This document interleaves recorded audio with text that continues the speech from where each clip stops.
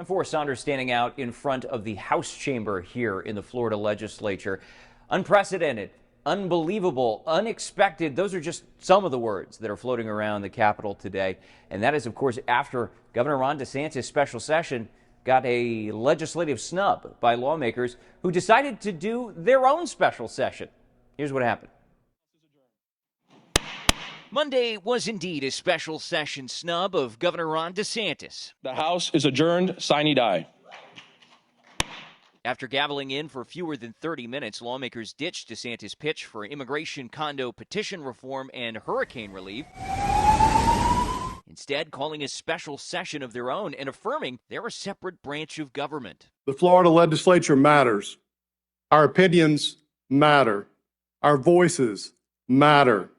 The Florida Constitution says so, and more importantly, so do our constituents. They'll now consider just one bill in both chambers this week, believing other issues can wait until March. The legislation will replace 11 ideas from DeSantis' allies and focus exclusively on immigration. We did carefully consider Governor DeSantis' proposal, and he had some good ideas.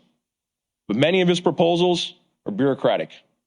We do not need to duplicate the functions of U.S. Immigration and Customs and create a mini-me version of ICE. Called the Trump Act, provisions include turning the Ag Commissioner, Wilton Simpson, into Florida's immigration chief, giving state and local police $500 million to help fight illegal immigration, removing in-state tuition for undocumented, and upgrading penalties for non-citizen voting. What went on in there was I think, a blemish on the state of Florida. DeSantis' allies condemn the decision to dismiss the governor's plans. But I do have a concern that it is not going to be as strong as what I would like to see, what Governor DeSantis would like to see. That's as others applauded the House Speaker and Senate President for showing autonomy. I'm so proud of Speaker Perez. So proud of the stance that he has taken.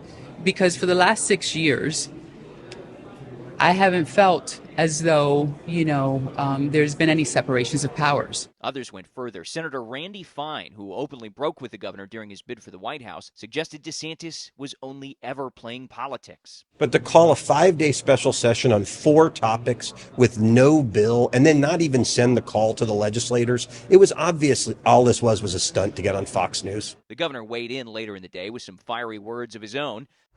In a lengthy post, he condemned the Ag Commissioner TAP, saying it's putting a, quote, fox in charge of the hen house. He called the bill too weak, unconstitutional, and said it's a, quote, bait and switch. The bill they did is more window dressing. It is not going to solve the problem. We're not here for theatrics. We're not here to do messaging bills.